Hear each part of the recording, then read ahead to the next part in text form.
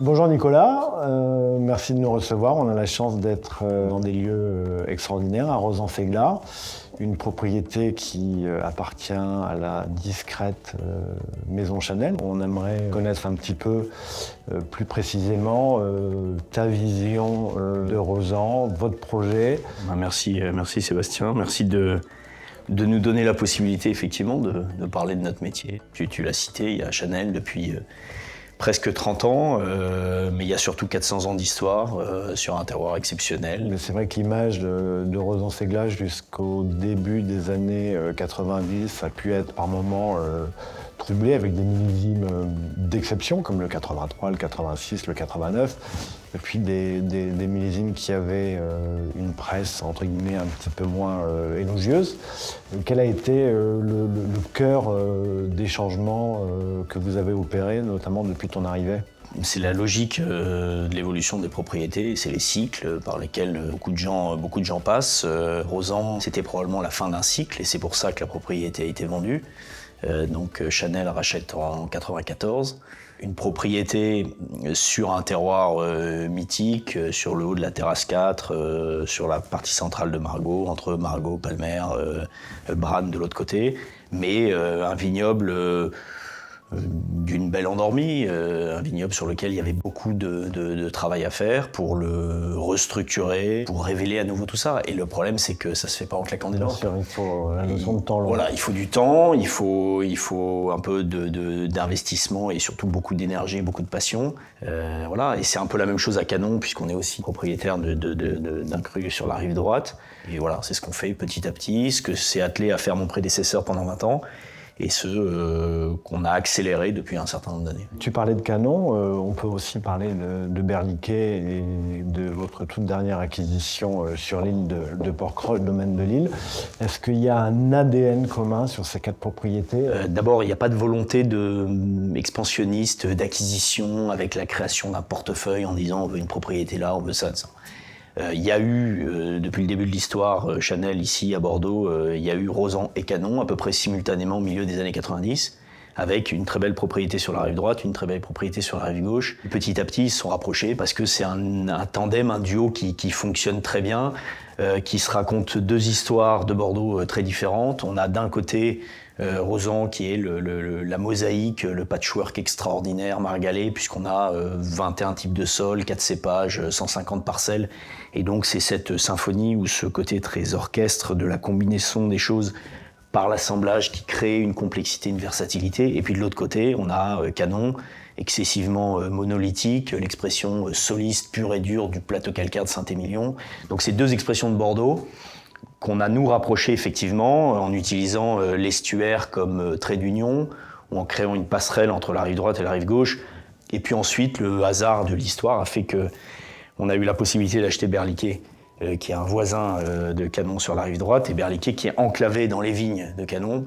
Et puis voilà, et puis on était très contents avec ça. Et le hasard a fait qu'on est tombé amoureux d'un petit bout de terre sur une île en Provence, et on a aussi acheté ça pour faire des couleurs de vin complémentaires, puisqu'on y élabore des blancs et des rosés, en plus de ce qu'on fait ici à Bordeaux.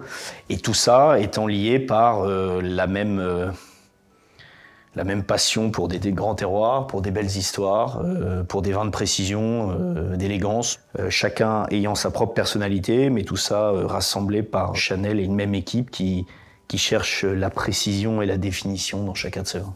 Moi, ce que je vois en tant que marchand, c'est que tout ce que vous touchez, vous le transformez en or. Moi, je suis stupéfait par la désirabilité au quotidien autour de vos crus. Donc je pense que vous avez été précurseur dans un style. Alors même si, moi je pense que vous faites des vins qui reflètent extrêmement bien leur terroir, mais il y a eu une approche il y a une dizaine d'années qui était un petit peu différenciée de ce qu'on a pu connaître à Bordeaux, avec une recherche de fraîcheur, des vendanges plus précoces, pour avoir un fruit peut-être plus éclatant. Et ce style, cet ADN aujourd'hui a conquis, je pense, le consommateur. Je vais dire une chose absurde, mais on fait du vin.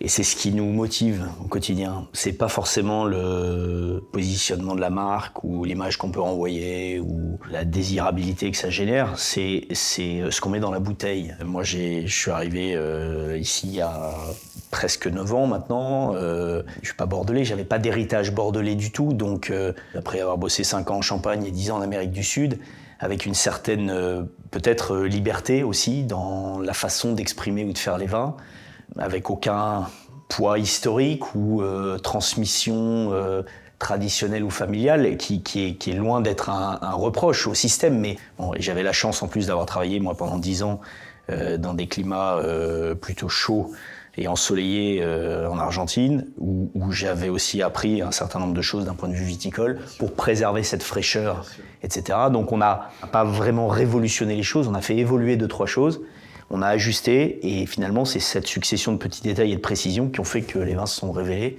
et qu'effectivement le consommateur s'est dit tiens, il se passe un truc. Alors moi, Nicolas, je voudrais, si tu veux bien, reparler quelques minutes de vos propriétaires, qui est une grande maison du luxe français. Donc moi, je voudrais comprendre ce que implique pour vous au quotidien le fait d'appartenir à une maison aussi mythique et qui véhicule une image d'extrême élégance. C'est une grande maison de luxe française, mais c'est une maison qui n'est pas cotée en bourse. C'est des décisions qui appartiennent à une seule et unique maison, au point à la ligne. Donc ça nous donne aussi beaucoup de liberté, d'autonomie et d'indépendance dans la façon dont on fait les choses.